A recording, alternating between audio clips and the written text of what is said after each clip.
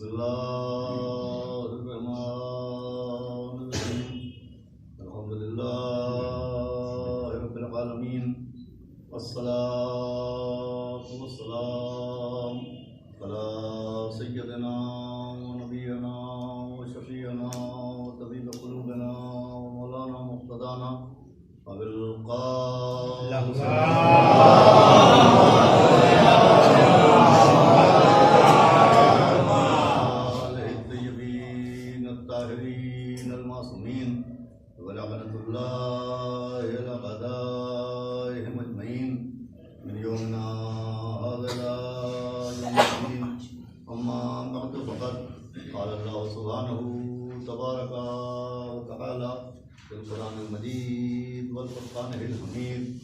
بسم اللہ الرحمن الرحیم کل نفس ذائقۃ الموت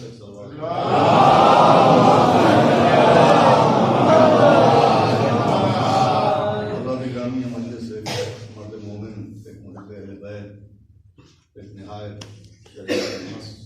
شخصیت کی سال ثواب کی مجلس ہے، لہذا اسی مناسبت سے آپ کے سامنے کچھ دیر گفتگو کرنے کے لیے میں نے قرآن مجید کی جس مشہور آیہ کریمہ کے فقرے کی تلاوت کرنے کا شرف حاصل کیا۔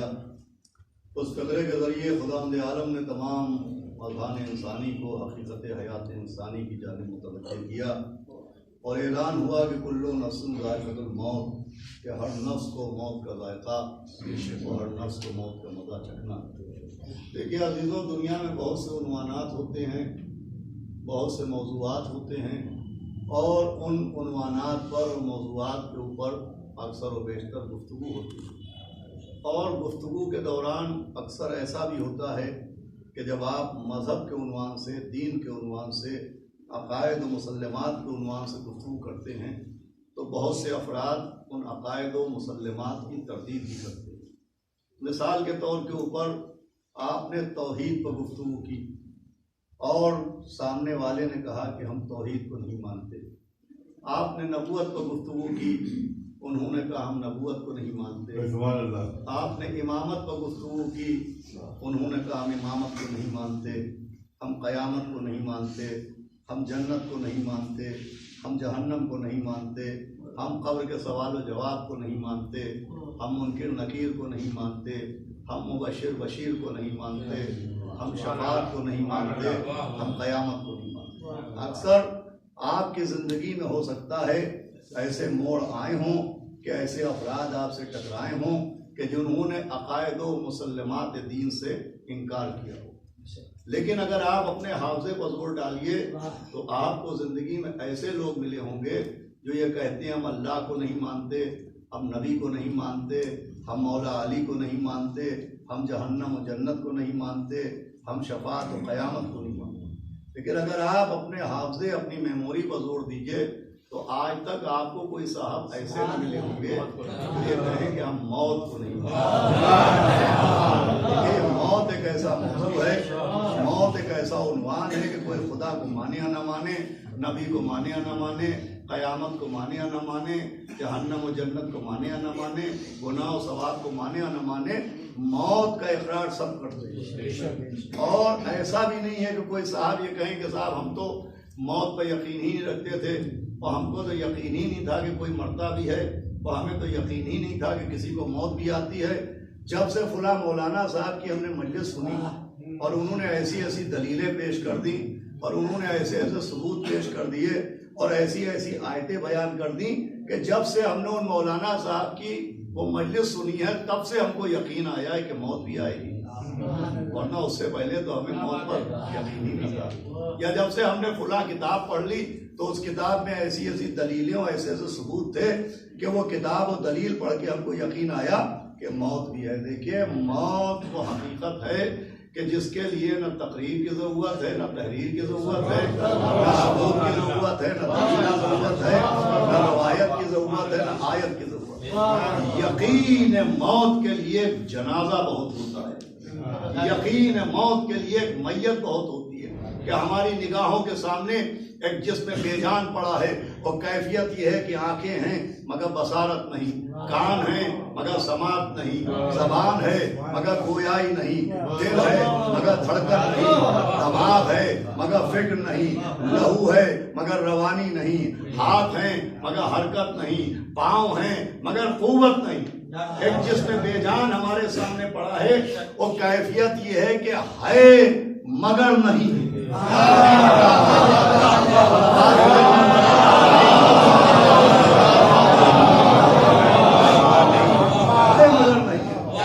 اسی کا نام موت ہے۔ سوال یہ ہے عزیزان گرامی کہ موت کا کوئی بھی انکار کرتا آپ کو نہ ملے گا، تو پھر سوال یہ ہے کہ جب موت کا کوئی منکر نہیں ہے تو آیتوں کے ذریعے اور روایتوں کے ذریعے اور حدیثوں کے ذریعے اور اخبار کے ذریعے اور مثالوں کے ذریعے اور حکایتوں کے ذریعے یہ موت کی جانب اتنا متوجہ کیوں کیا گیا؟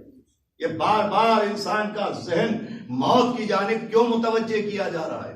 کیوں اتنے احکام ہیں کہ خبردار دیکھو میتوں میں مسکرانا نہیں، دیکھو خبردار میتوں میں قہقہے نہ لگانا، دیکھو قبرستان آنا جانا ترک نہ کرنا، دیکھو خبروں کو فراموش نہ کرنا۔ کیوں بار بار یہ موت کی جانب کیوں متوجہ کیا جا رہا ہے؟ یہ میت کی تدفین میں اور میت کی تکفین کے لیے اور میت کی شرکت کے لیے اتنا زیادہ زور کیوں دیا جا رہا ہے؟ بھائی جب موت کا کوئی انکار ہی نہیں کرتا تو موت پر اتنا زور کیوں ہے؟ آکسیجن انہیل کرنا حیات انسانی کی ضرورت ہے، اس کا کوئی منکر نہیں ہے، اس پہ بحث نہیں ہوتی۔ پانی پینا حیات انسانی کی ضرورت ہے، اس کا کوئی انکار نہیں کرتا، اس پر بحث بھی نہیں ہوتی۔ اس کا مطلب جس کا کوئی منکر نہیں ہوتا، توجہ فرمائیے گا، اس پہ بحث بھی نہیں ہوتی۔ تو جب موت کا کوئی منکر ہی نہیں ہے تو موت پر اتنا زور کیوں ہے؟ موت کی جانب اتنا متوجہ کیوں کیا گیا؟ تو عزیزوں یہ حقیقت موت سے آگاہ کرنے کے لیے ذکر موت نہیں ہے، یا انسان کو ڈرانے کے لیے نہیں ہے، یہ جملہ غور سے سنیے گا، سوئے ہوئے ذہن انسانی کو جگانے کے لیے ہے کہ سمجھو موت زندگی کی دیوار کا نام نہیں ہے، موت ایک اور زندگی میں پہنچانے کے دروازے کا نام ہے۔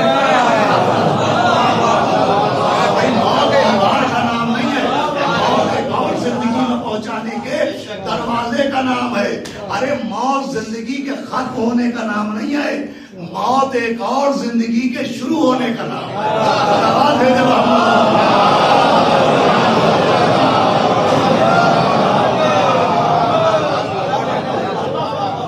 موت زندگی کے ختم ہونے کا نام نہیں، یہ ہماری حماقت ہے، یہ ہماری نادانی ہے کہ ہم سمجھتے ہیں کہ زندگی کے صحرا میں ہم سفر کر رہے ہیں، اور سفر کرتے کرتے ایک دیوار پڑی جس دیوار کا نام موت ہے۔ عزیزوں موت حیات انسانی کی سرحد کی دیوار کا نام نہیں ہے، موت ایک اور زندگی میں پہنچانے کے دروازے کا نام ہے۔ موت ایک دروازہ ہے، یہ ایک دروازہ ہے کہ ادھر سے چلے، اس دروازے سے داخل ہوئے ادھر پہنچے۔ اب یہ الگ بات ہے کہ یہ ایسا دروازہ ہے کہ جس میں انٹری تو ہے، ایگزٹ نہیں ہے۔ بات بھیجے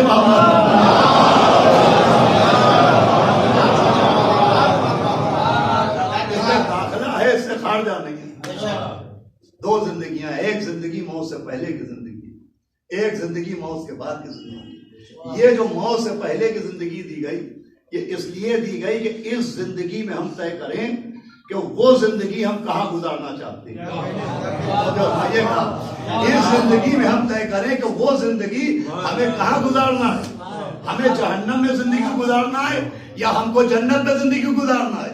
بھائی مرنے کے بعد یا تو جنت کی زندگی ملے گی اور یا جہنم کی زندگی ملے گی۔ اب ہمیں طے کرنا ہے اس زندگی میں کہ ہمیں مرنے کے بعد جہنم جانا ہے یا ہمیں مرنے کے بعد جنت جانا ہے۔ بھائی اللہ نہیں چاہتا کہ اس کی کوئی مخلوق جہنم جائے، اللہ نہیں چاہتا کہ اس کا کوئی بندہ جہنم جائے، اللہ نہیں چاہتا کہ اس کا بنایا ہوا انسان جہنم جائے۔ اب جو بات میں کہوں گا آپ کے ذہن چونکیں گے، اسی لیے اللہ نے جنت بنائی، اللہ نے جہنم نہیں بنایا۔ آپ کہیں گے تم غلط پڑھ رہے ہو، جہنم بھی اللہ نے بنایا اور جنت بھی اللہ نے بنائی۔ میں عرض کر رہا ہوں، میں مجلس میں ممبر سے عرض کر رہا ہوں کہ جنت اللہ نے بنائی ہے، جہنم اللہ نے نہیں بنایا۔ آپ کہیں گے غلط، خالق جہنم بھی اللہ، خالق جنت بھی اللہ، جنت بھی اللہ نے بنائی، جہنم بھی اللہ نے بنایا. پوری توجہ سے جملہ سنیے گا. میں عرض کر رہا ہوں ممبر سے کہ اللہ نے جنت بنائی ہے، اللہ نے جہنم نہیں بنایا. آپ ثبوت مانگیے، میں حدیث قدسی سناؤں. حدیث قدسی یہ ہے کہ اے علی، اگر ساری دنیا آپ کی ولایت پر جمع ہو جاتی تو ہم جہنم کو خلق ہی نہ کرتے. اس کا مطلب اللہ نے جہنم بنایا نہیں ہے، دشمنان علی نے بنوایا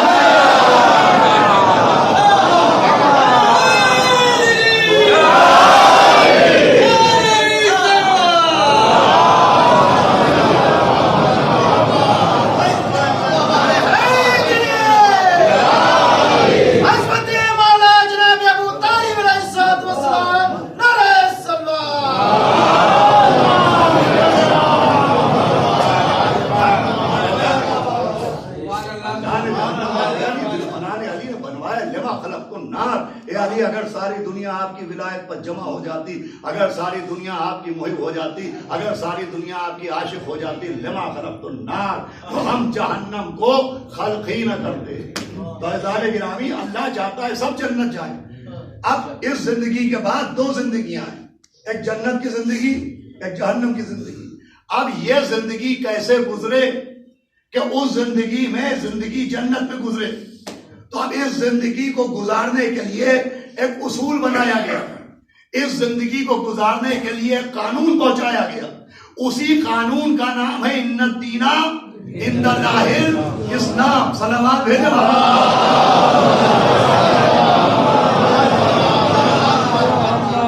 بھائی. اسی زندگی کو گزارنے کے لیے جو جنت پر پہنچائے ایک قانون بھیجا گیا جس کا نام ہے اسلام. بھائی اسلام ایک قانون کا نام ہے کہ ہم یہ حیات کیسے بسر کریں، آنکھوں سے کیا دیکھیں کیا نہ دیکھیں، کانوں سے کیا سنیں کیا نہ سنیں، زبان سے کیا کہیں کیا نہ کہیں، ہاتھوں سے کیا کریں کیا نہ کریں. اس قانون کا نام ہے اسلام. بھائی اسلام کا مطلب ہے آنکھوں سے وہ نہ دیکھو جو دل چاہتا ہے، وہ دیکھو جو خدا چاہتا ہے. اسلام کا مطلب ہے کانوں سے وہ نہ سنو جو دل چاہتا ہے، وہ سنو جو خدا چاہتا ہے. زبان سے وہ نہ کہو جو دل چاہتا ہے، وہ کہو جو خدا چاہتا ہے. ہاتھوں سے وہ نہ کرو جو دل چاہتا ہے، وہ کرو جو خدا چاہتا ہے. قدموں کو ادھر نہ بڑھاؤ جدھر دل چاہتا ہے، ادھر بڑھاؤ جدھر خدا چاہتا ہے. ارے دلوں میں انہیں نہ بٹھاؤ جنہیں دل چاہتا ہے، جنہیں خدا چاہتا ہے.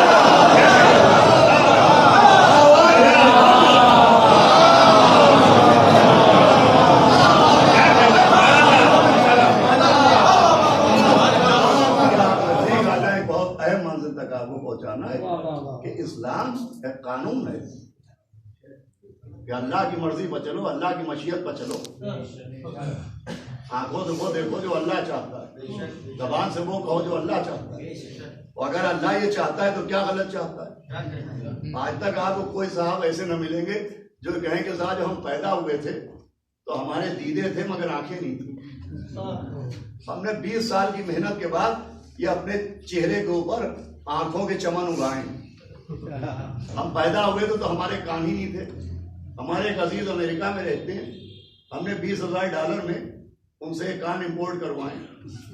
ہمارے زبان ہی نہ تھی، ہم نے 40 لاکھ روپے میں زبان خریدی ہے. یہ ایک آدمی نہ ملے گا جو کہے کہ آنکھیں اس کی محنت کا نتیجہ ہیں، یا کان اس کی دولت کا نتیجہ ہے، یا زبان اس کی کاوش کا نتیجہ ہے. یہ سب اللہ کی عنایت کا نتیجہ ہے. جب عنایت اس کی ہے تو مشیت بھی تو اسی کی چلے گی. آواز بھیجے محمد.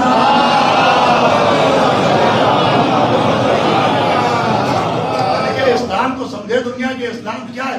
اسلام اللہ کی خواہشوں کے، اللہ کے حکم کے سامنے اپنی خواہشوں کو ترک کر دینے کا نام ہے. اور یہ اسلام عزیزان گرامی ایسا نہیں ہے کہ مخالفت عقل کرتا ہو، کہ عقل کچھ اور کہہ رہی ہے اور اسلام کچھ اور کہہ رہا ہے، عقل کچھ اور کہہ رہی ہے اور شریعت کچھ اور کہہ رہی ہے. نہیں، یہ اسلام جو اصول حیات انسانی ہے یہ عین مطابق عقل انسانی ہے. اب سنیے، گفتگو کو آسان کرتا ہوں. یہ عین مطابق عقل انسانی ہے. اللہ نے اسے انسان کی عقل کے مطابق بھیجا یہی وجہ ہے کہ مقصد حیات بسم اللہ الرحمن الرحیم وما خلقت الجن والانس الا لیعبدون، کہ ہم نے جن و انس کو نہیں پیدا کیا مگر عبادت کے لیے. مگر عزیزان گرامی چونکہ پیدا کیا عبادت کے لیے، مقصد حیات عبادت ہے، لیکن عبادت میں بھی ایک قانون رکھا. ایسا نہیں ہے کہ پیدا ہوتے ہی عبادت واجب ہو. عبادت کے لیے بھی قانون بنایا کہ جب ایک لڑکا 15 برس کا ہوا تو نماز واجب، لڑکی 9 برس کی ہوئی تو نماز واجب، لڑکا 15 برس کا ہوا تو روزہ واجب، لڑکی 9 برس کی ہوئی تو روزہ واجب. میرا آپ سے سوال ہے، جب پیدا عبادت کے لیے کیے گئے تو یہ 15 اور 9 برس کی شرط کیوں ہے؟ جب مقصد حیات نماز و روزہ ہے تو یہ شرط کیوں ہے کہ 15 برس اور 9 برس، کہ جب ایک لڑکا 15 برس کا ہوا تو عبادت واجب، ایک لڑکی 9 برس کی ہوئی تو عبادت واجب. سبب کیا ہے؟ کا سبب یہ ہے کہ 15 برس کے سن میں ایک لڑکا بالغ ہوتا ہے، اس کے پاس عقل آتی ہے. 9 برس کے سن میں ایک لڑکی بالغ ہوتی ہے، اس کے پاس عقل آتی ہے. جب عقل آتی ہے تو عبادت واجب ہو جاتی ہے. اسلام کے دین حق ہونے کی اس سے بڑی دلیل کیا ہوگی کہ جب عقل آتی ہے تو عبادت واجب ہوتی ہے. اس کا مطلب اللہ عبادت چاہتا ہے مگر پاگلوں سے نہیں چاہتا ہے.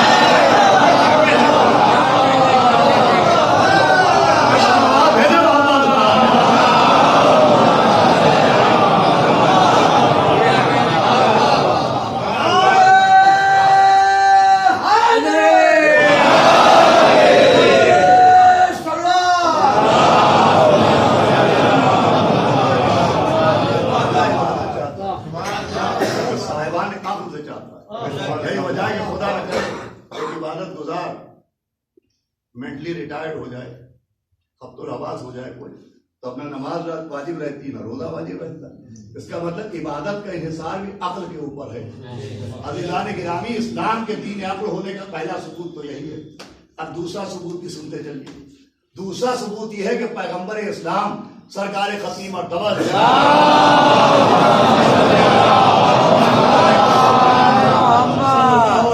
وسلم نے جب اعلان اسلام کیا، اور پہلا اعلان اسلام جسے دعوت ذوالعشیرہ کہتے ہیں، تو دعوت ذوالعشیرہ شہر مکہ میں ہوئی. علماء کرام کو جن میں گواہی دیں گے، لیکن شہر مکہ میں ایک ایک مکے کے رہنے والے کو انوائٹ نہیں کیا گیا. ایسا نہیں کہ پورے شہر میں دعوت نامے بھیجے گئے ہوں، دروازے کھٹکھٹائے گئے ہوں، ایک ایک مکے کا رہنے والا اس دعوت ذوالعشیرہ میں بلایا گیا ہو. ایسا نہیں ہے. علماء لکھتے ہیں کہ پہلی دعوت اسلام میں صرف 40 لوگ بلائے گئے. تو جو سنیے گا، پہلی دعوت اسلام میں صرف 40 لوگ بلائے گئے. اچھا، جن کو بلایا گیا ان کی تعداد بھی 40. لیکن حیرت ناک بات اس کے بعد ہے کہ جن کو بلایا گیا ان کی تعداد بھی 40، اور وہ جو 40 آئے تھے ان کا سن بھی کم سے کم 40.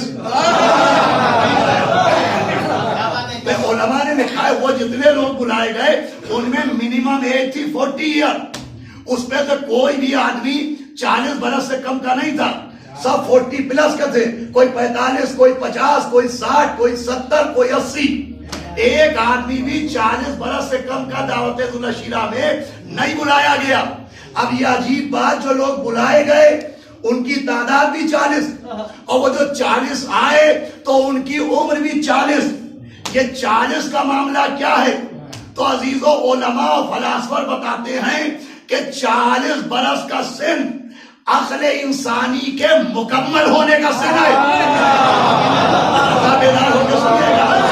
40 برس کے سن میں عقل اپنی منزل تکمیل تک پہنچ جاتی ہے. 40 برس کے بعد کوئی بہانہ نہیں ہے، 40 برس کے بعد کوئی ہیلا نہیں ہے، 40 برس کے بعد کوئی نہیں کہہ سکتا کہ ابھی تو ہم ننھے ہیں.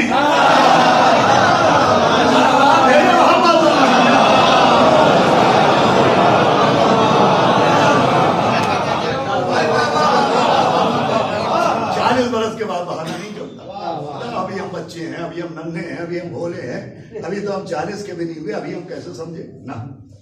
جو لوگ بلائے گئے ان کی تعداد بھی 40 اور وہ جو 40 آئے ان کی عمر بھی کم سے کم 40.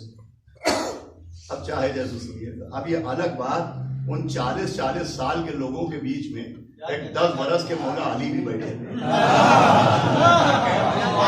40 سال کے لوگوں کے بیچ 10 برس کے مولا علی بھی بیٹھے تھے. میں کہوں گا اے نبی اللہ, جب سب 40 کے بلائے تو یہ 10 برس کے مولا علی کیوں آئے؟ آواز دے کے ایک فرق بھی سمجھانا ہے. وہ 40 برس والے تسلیم کے لیے آئے ہیں, یہ 10 برس والا تصدیق کے لیے آیا ہے.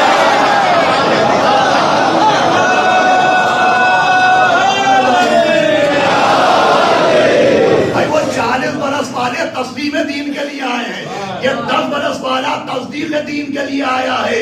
اور آج ہی میں پیغام پہنچائے دے رہا ہوں کہ وہ 40 برس والے تسلیم کے لیے ہیں, یہ 10 برس والا تصدیق کے لیے ہے. ذوالشیرہ میں تاریخ کی آنکھوں سے آج ہی پہچان لو کہ عوام اور ہیں, امام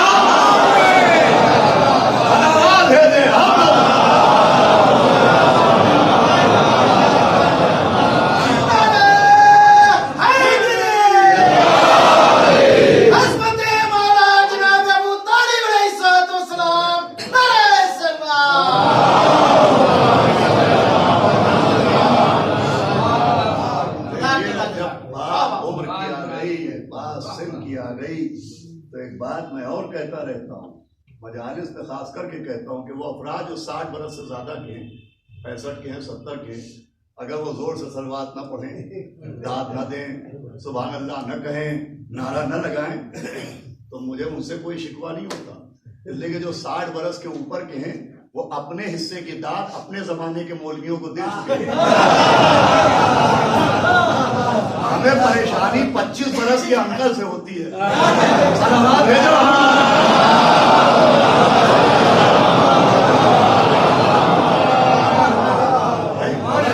مولا کا نام ہے تو خاموشی سے نہیں سننا چاہیے. اب اگر کوئی پوچھے کہ صاحب یہ کہاں لکھا ہے کہ واہ واہ کی جائے, کہاں لکھا ہے سبحان اللہ کہا جائے, تو سب کچھ لکھا ہوا ہے. آپ پوچھے کہاں لکھا ہے, میں کہوں گا نہج البلاغہ میں لکھا ہے. آپ پوچھے نہج البلاغہ میں کہاں لکھا ہے, پڑھے لکھے لوگ بیٹھے ہیں. تو پہلی ہی حدیث ہے, مولا نے فرمایا بولو تاکہ پہچانے جاؤ.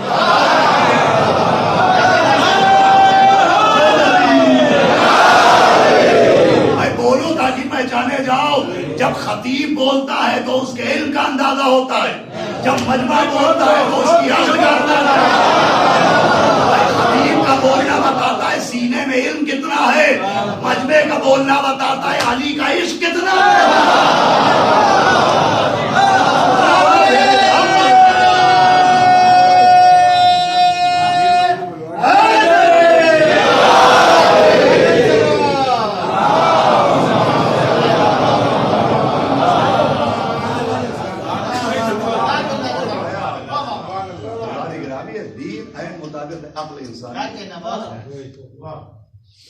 دیکھیے ہم کیا ہیں, عوام اور ہیں, امام اور ہیں. ہم وہ ہیں کہ ہمارا سن بڑھتا ہے تو عقل بڑھتی ہے, ہماری عمر بڑھتی ہے تو عقل بڑھتی ہے, ہمارے تجربے بڑھتے ہیں تو عقل بڑھتی ہے. بھائی تجربہ عقل کی علامت ہے. مولا متقیان نے فرمایا ہے کہ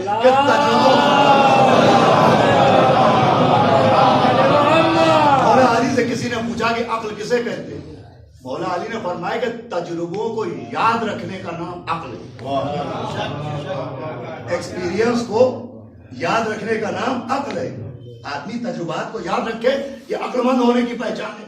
تو عزیزان گرامی, ہماری منزل یہ ہے کہ ہماری عمر بڑھے تو عقل بڑھے, سن بڑھے تو عقل بڑھے. مگر امام عقل کے لیے سن کا محتاج نہیں ہوتا, امام عقل کے لیے عمر کا محتاج نہیں ہوتا. امام ہی عین عقل ہوتا ہے, امام ہی بنیاد عقل ہوتا ہے, امام ہی آئینہ عقل ہوتا ہے, امام ہی تصویر عقل ہوتا ہے. دلیل یہ ہے کہ عبادت کے لیے قانون بنا کہ لڑکا ہو تو 15 برس, لڑکی ہو تو 9 برس. مگر امامت چونکہ عین عقل ہے لہذا وہاں قانون بدلا گیا. جناب جابر ابن عبداللہ انصاری نے فرمایا کہ میں نے رسول سے سنا ہے کہ نبی نے فرمایا کہ جب تمہارا لڑکا 6 سال کا ہو جائے تو اسے علی کی ولایت کا ادب سکھایا کرو, اسے ولایت علی سکھایا کرو, علی ولی اللہ سکھایا کرو. یہ عجیب بات ہے کہ نماز کے لیے لڑکا ہو تو 15, لڑکی ہو تو 9, روزے کے لیے لڑکا ہو تو 15, لڑکی ہو تو 9, مگر علی کی ولایت کے لیے ہٹائے گئے, یہ شرطیں ہٹائی گئی, یہ رسیاں ہٹائی گئی کہ جیسے ہی 6 برس کا ہو جائے اسے علی کی ولایت سکھاؤ. اس کا مطلب یہ جملہ چاہے جیسے سنیے گا, اللہ عبادت کے لیے عقل بعد میں دیتا ہے, علی کی ولایت کے لیے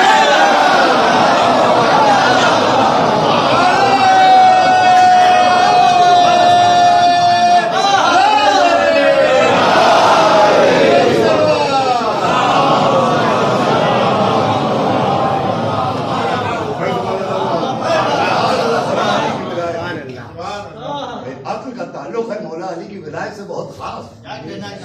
یہ عرض کروں گا میں پھر عزیزان گرامی, اسلام دین عقل ہے.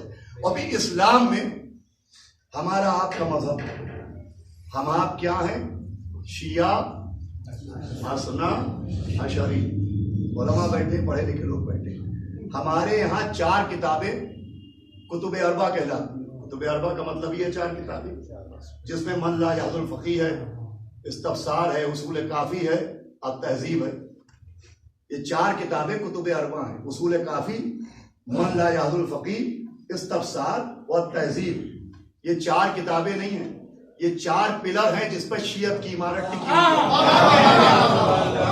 ہے. یہ 4 ستون ہیں, کھمبے ہیں جس پر تشیع کی عمارت ٹکی ہوئی ہے. اب ان کتابوں میں پہلی کتاب ہے اصول کافی, علامہ شیخ کلینی علیہ رحمہ کی کتاب. پڑھے لکھے لوگ تصدیق کریں گے. جب آپ اصول کافی کو کھولیے تو اس کا جو پہلا چیپٹر ہے, جو پہلا باب ہے, اس کا نام ہے کتاب العقل. صلوات بھیجے محمد.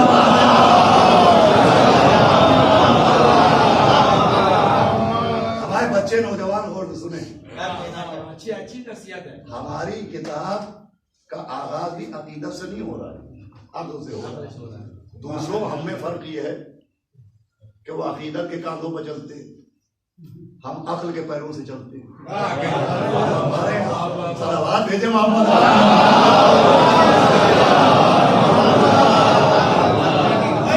اچھی کتاب العقل میں عقل کی تاریخ, عقل کے فضائل, وہ عقل کی پہچانیں بھری ہوئی. سنیے گا, گفتگو تو اب شروع ہوئی. کسی نے امام جعفر صادق علیہ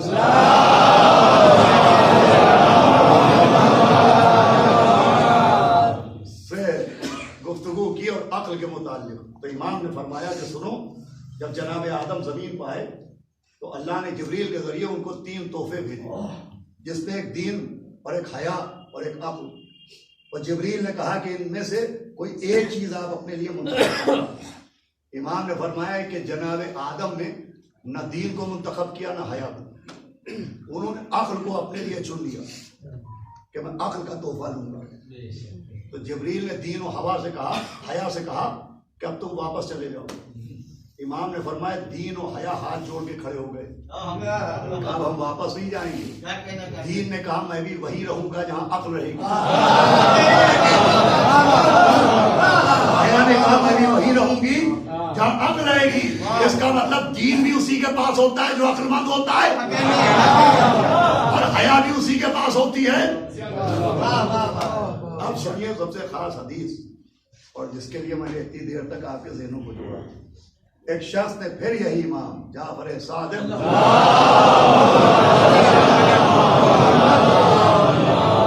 اور سلام سے کہا کہ حضرت یہ بتائیے, تو بہت غور سے سنیے گا, کہ فرشتے افضل ہوتے ہیں یا انسان؟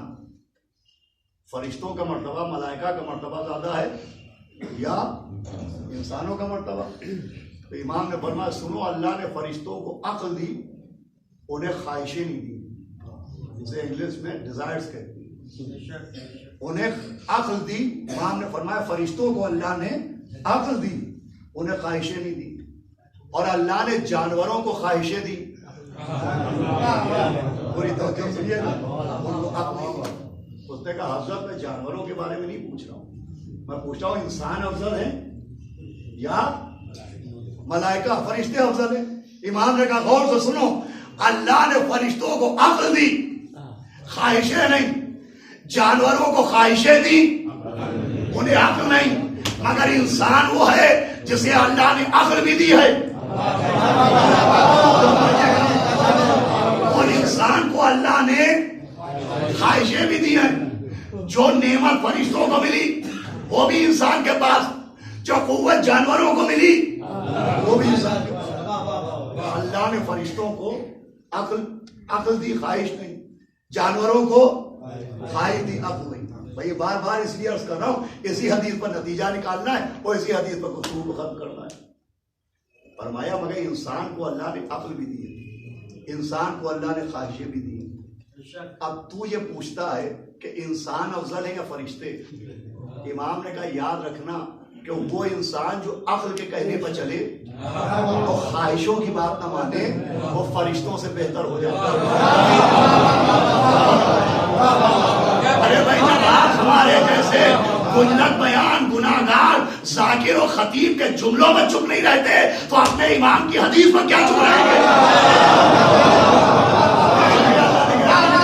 یہ کسی ذاکر کا نقطہ نہیں ہے, کسی خطیب کا جملہ نہیں ہے, کسی مولوی کی بات نہیں ہے, یہ امام کی حدیث ہے جو میں آپ کو سنا رہا ہوں. فرمایا کہ وہ انسان جو عقل کے کہنے پر چلے اور خواہش کی بات نہ مانے وہ فرشتوں سے بہتر ہو جاتا ہے, اور جو خواہشوں کے پیچھے دوڑے عقل کی بات نہ مانے وہ جانوروں سے بدتر ہے.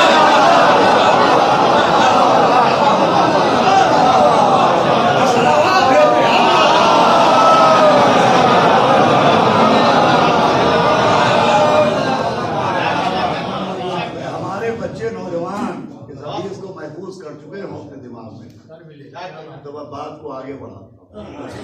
یاد رکھیے گا کہ امام نے فرمایا وہ انسان جو عقل کے کہنے پر چلے, یہ نہ دیکھے کہ خواہشیں کیا کہہ رہی, وہ فرشتوں سے افضل, بہتر, برتر, بالا, اعلیٰ. اور جو عقل کا دامن چھوڑ کے خواہشوں کے پیچھے دوڑے فرمایا وہ جانوروں سے زیادہ بدتر ہو جاتا. اب عزیزوں یہ جو ہمارے آپ کے مذہب میں بنیاد ہے امامت, تو جو ہم 12 اماموں کو امام مانتے ہیں تو ہم نے جو 12 اماموں کو امام مانا ہے تو صرف عقیدت کے کہنے پر نہیں مانا ہے, یہ بھی عقل کے کہنے پر مانا. ہم نے اماموں کو امام بھی صرف عقیدت کی بنیاد پر نہیں مانا, عقل کی بنیاد پر مانا.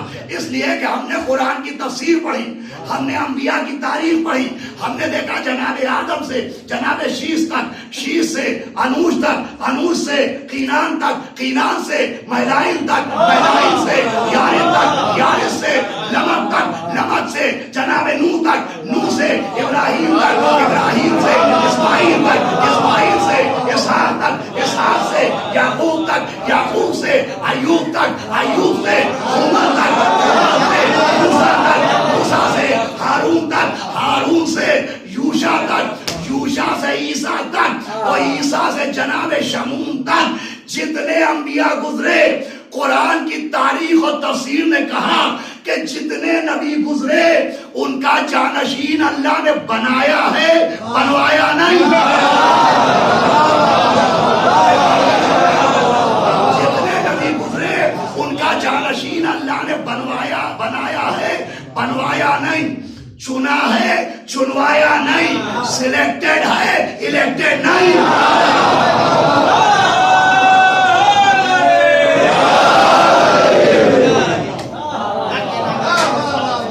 1,23,999 انبیاء میں جتنے انبیاء گزرے سب کا جانشین اللہ نے خود منتخب کیا, چنا, چنوایا نہیں, بنایا, بنوایا نہیں. اب جب تفسیر قرآن ہمارے سامنے تھی تو عقل نے چیخ کے کہا کہ جب چھوٹے نبیوں کا جانشین بنانے کا حق لوگوں کو نہیں,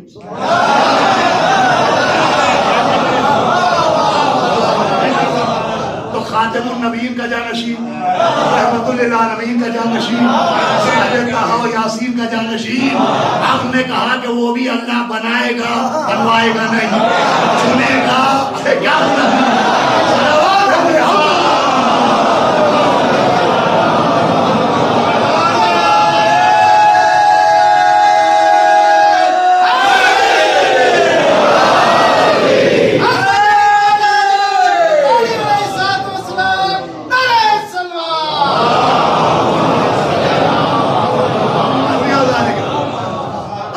اپنے بچوں جوانوں سے کہوں حدیث یاد رکھیے گا، امام نے فرمایا جو عقل کی بات مانے خواہشوں کے پیچھے نہ جائے وہ فرشتوں سے بہتر، جو خواہشوں کے پیچھے دوڑے عقل کی بات نہ مانے وہ جانوروں سے بدتر۔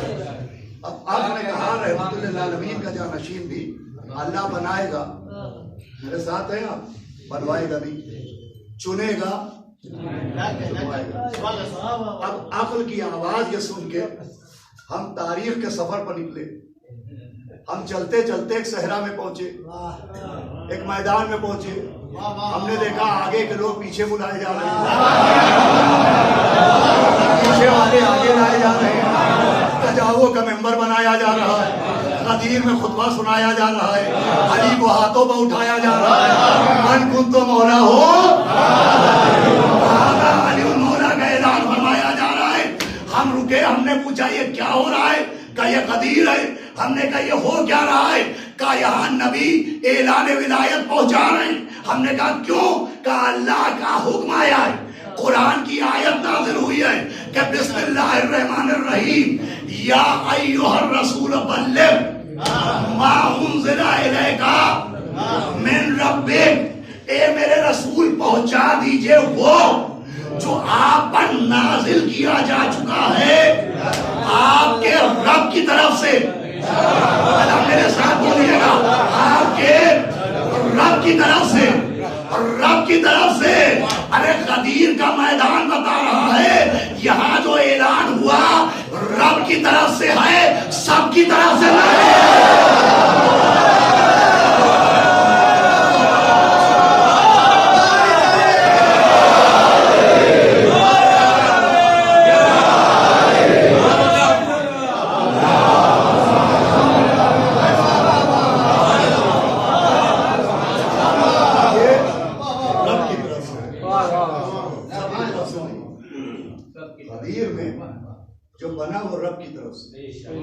اس کا مطلب غدیر کا اعلان وہ غدیر کا مولا مطابق عقل ہے، لیکن اس سے پہلے بھی اللہ نے بنائے اور ان کو بھی اللہ نے بنایا، تو غدیر ہے مطابق عقل۔ ہم تھوڑا سا غدیر میں سستائے اور پھر ہم نے غدیر سے بوریے بستر اٹھائے اور ہم مدینے کے سفر پر چلے۔ ہم نے دیکھا کہ جنازہ ایک طرف ہے وہ چناؤ ایک طرف ہے۔ ہم نے دیکھا وہاں پر سقیفہ کا ہنگام ہے اور سقیفہ کے ہنگام کے بعد کتابوں میں روایتوں کی بھرمار ہے، اور روایتوں میں ایک روایت جو غیروں کی کتابوں میں ہے وہ یہ ہے کہ غاصب حق علی سے مولا علی کے چچا زاد بھائی عبداللہ ابن عباس کا مناظرہ ہوا، اور عبداللہ ابن عباس سے کہنے والے نے کہا، اب دیکھتا ہوں بھائی گفتگو و موضوع عقل ہے، یہی امتحان عقل ہے، اب یہ مجمع کا امتحان عقل ہے۔ عبداللہ ابن عباس سے بحث کرنے والے نے بحث کی کہ ہم کو معلوم ہے کہ یہ تمہارے بھائی علی کا حق ہے، ہم کو معلوم ہے یہ تمہارے چچا زاد بھائی علی کا حق ہے، یہ امامت یہ قیادت علی کا حق ہے، مگر ہم کیا